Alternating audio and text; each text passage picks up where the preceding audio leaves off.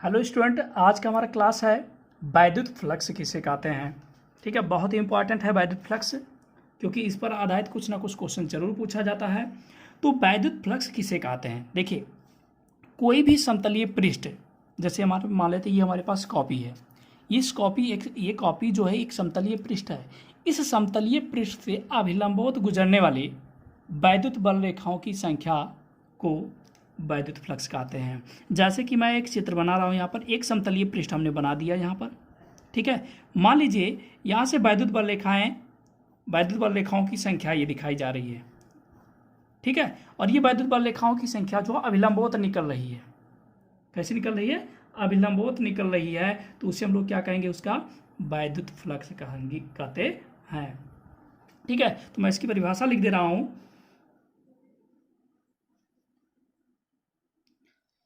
वैद्युत क्षेत्र में स्थित किसी काल्पनिक पृष्ठ पर, काल्पनिक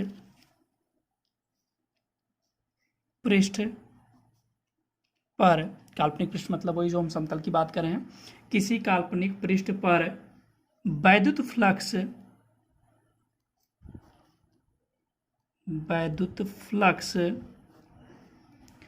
उस पृष्ठ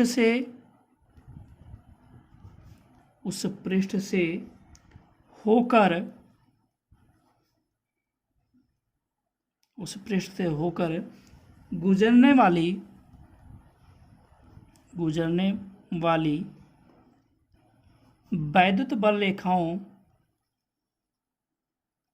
वैद्युत बल रेखाओं की संख्या की माप है। वैद्युत बल रेखाओं की संख्या की माप है, यानी हम लोग इसको शार्ट में ऐसे भी कह सकते हैं, वैद्युत बल रेखाओं की संख्या की माप को हम लोग क्या कहते हैं, वैद्युत फ्लक्स कहते हैं। इसे प्रदर्शित किया जाता है फाई ई से। किसे प्रदर्शित करते हैं, फाई ई से प्रदर्शित करते हैं। ठीक है, इसका सूत्र की बात करते हैं। फाई ई बराबर होता है vector E dot vector D ए, और यहाँ पर एक समाकलन का चिन्ह लगा लेते हैं। ठीक है, ये समाकलन का चिन्ह बताता है कि संपूर्ण पृष्ठ से, यहाँ पर हमने ए लिख दिया, ए मतलब जिस भी पृष्ठ की बात की जा रही है उस पृष्ठ से गुजरने वाला कुल वैद्युत फ्लक्स। समाकलन का जब भी चिन्ह लगाएंगे तो इसका मतलब क्या निकलेगा, कुल वैद्युत फ्लक्स की बात की जा रही है। ठीक है, तो फाई ई बराबर होता है क्लोज्ड इंटीग्रल यहाँ पर हमने नहीं बनाया, क्योंकि जब बंद सरफेस की बात करेंगे तो यहाँ पर एक क्लोज्ड इंटीग्रल बना देंगे। ठीक है, ई डी ए बनता है, vector E dot vector D ए। इसे ज़्यादातर हम इसे इस रूप में हम यूज करेंगे। दोनों फॉर्मूला सही है, लेकिन मैं ज़्यादातर जो यूज करता हूँ वो कुछ इस प्रकार से इस वाले फॉर्मूले को मैं यूज करता हूँ, क्योंकि इसी का एक रूप है ये। आप लोगों ने पढ़ा vector A dot vector B बराबर क्या होता है, ए बी कॉस थीटा। तो vector E dot vector D A बराबर क्या होगा, E D A cos theta. यहाँ पर थीटा का मतलब ई और डी ए के बीच का कोण, ई मतलब वैद्युत क्षेत्र और डी ए मतलब क्या होता है, क्षेत्रफल वेक्टर, इन दोनों के बीच का कोण रहेगा थीटा। ठीक है, चलिए इसमें आपकी बुक में दिया होगा कुछ कंडीशंस दिए गए हैं। मैं कंडीशंस की बात अभी नहीं कर रहा हूँ, क्योंकि वो सब कंडीशंस अलग अलग क्वेश्चन जब हम आर्टिकल सॉल्व करेंगे वहाँ पर हम सीख लेंगे, बना लेंगे। ठीक है, हमें ये फॉर्मूला याद होना चाहिए, फाई ई बराबर क्या होता है, समाकलन ई डी ए कॉस थीटा। ठीक है, और फाई ई है क्या, वैद्युत फ्लक्स। वैद्युत फ्लक्स क्या होता है, किसी भी पृष्ठ से गुजरने वाली वैद्युत बल रेखाओं की संख्या की माप। या जैसे मान लेते हैं ये हमारे पास जो पेज दिख रहा है, ये हमारा मान लीजिए कोई पृष्ठ है, इस पृष्ठ से कुछ वैद्युत बल रेखाएं लंबवत गुजर रही हैं, निकल रही हैं, तो जो वैद्युत बल रेखाएं निकल रही होंगी उसे क्या कहा जाएगा, वैद्युत फ्लक्स कहा जाएगा। ठीक है, चलिए 2 पॉइंट और यहाँ पर हम कवर करने की कोशिश करते हैं। जो वैद्युत बल रेखाएं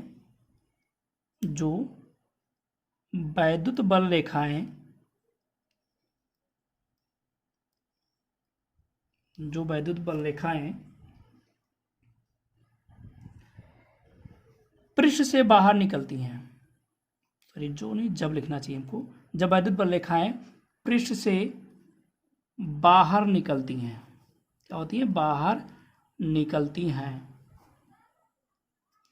तो वैद्युत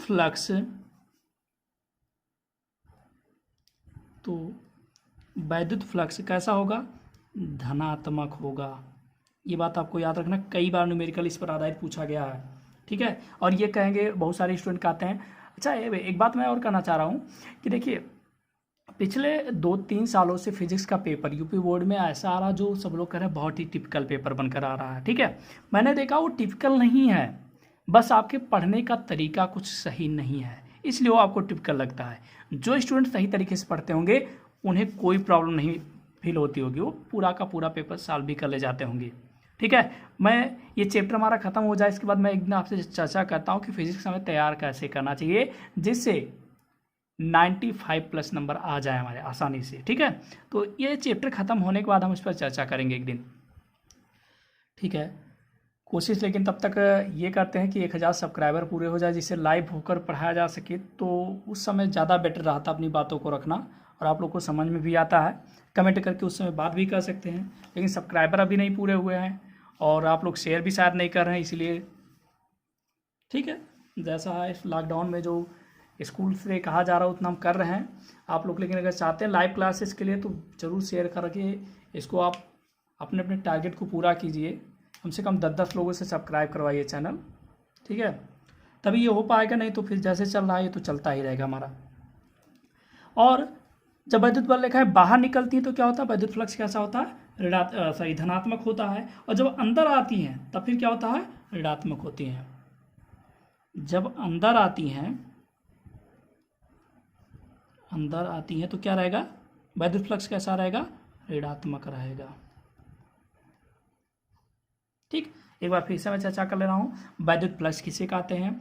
किसी पृष्ठ से गुजरने वाली वैद्युत बल रेखाओं की संख्या की माप को हम लोग क्या कहते हैं? वैद्युत फ्लक्स कहते हैं। इसे फाई ई से प्रदर्शित करते हैं। इसका जो सूत्र होता है फाई ई बराबर EDA cos थीटा होता है। मेनली इसी सूत्र को हमें याद रखने की ज़्यादा आवश्यकता है। दूसरी बात, जब वैद्युत बल रेखाएं पृष्ठ से बाहर निकलती हैं तो वैद्युत फ्लक्स हमारा धनात्मक माना जाता है, और जब अंदर आती हैं तो क्या माना जाता है? ऋणात्मक माना जाता है, ठीक है। वैद्युत फ्लक्स के मात्रक की हम बात कर लेते हैं। वैद्युत फ्लक्स का मात्रक क्या होता है हमारा? जो वैद्युत फ्लक्स का मात्रक होता है, हम जैसा कि सूत्र में देख रहे हैं EDA cos थीटा, चाहे ये सूत्र सोचे चाहे ये सूत्र सोचे। अच्छा, कई किताबों में आप ऐसे पाएंगे फाई ई बराबर EA केवल लिखा होगा, बिल्कुल सही है। क्या है? जब वैद्युत क्या कहते हैं, वैद्युत क्षेत्र और DA के बीच का कोण 0 अंश है, यहाँ 0 का 0 अंश का मान कितना? 1 होगा, तो EDA बचेगा, यानी EA केवल लिख सकते हैं कि नहीं लिख सकते हैं? तो ऐसा भी सूत्र आपकी किताबों में लिखा जा सकता है। मैंने केवल ये सूत्र याद करने के लिए इसलिए कह रहा हूँ क्योंकि इसी सूत्र का बार बार प्रयोग हम करेंगे। बाकी इसके टाइप है, उसको नहीं भी याद रखेंगे कोई दिक्कत नहीं है, ठीक है। इसके मात्रक की बात कर लें तो E का मात्रक गुणे A का मात्रक। E का मात्रक क्या है? न्यूटन प्रति कूलाम होता है, और गुणे A क्या है? क्षेत्रफल। क्षेत्रफल का मात्रक क्या होता है? Metre square.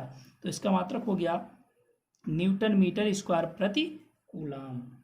Newton metre square प्रति कूलाम इसका मात्रक हो जाएगा। इसकी जो विमा की बात की जाएगी ये हो जाएगा, मैं यहाँ पर निकाल नहीं रहा हूँ उसका विमा, मैं डायरेक्टली लिख रहा हूँ, ठीक है। ये इसका विमा हो गया, ठीक है। इस क्लास में इतना ही।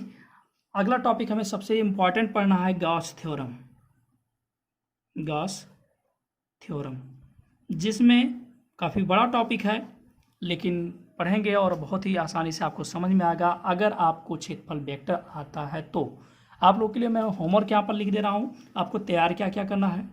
सबसे पहली बात है क्षेत्रफल वेक्टर आपको याद होना चाहिए, क्षेत्रफल वेक्टर याद होना चाहिए, घन कोण का सूत्र याद होना चाहिए, और वैद्युत फ्लक्स याद होना चाहिए। पिछले वीडियो में एक चीज़ बताना भूल गया था मैं, घन कोण का मात्रक क्या होता है? घन कोण का मात्रक होता है स्टेरेडियन। क्या होता है? स्टेरेडियन। ये आप लोग याद रख लीजिएगा, पिछले वाले वीडियो में छूट गया था, ये नोट भी कर लीजिएगा, ठीक है। चलिए बस।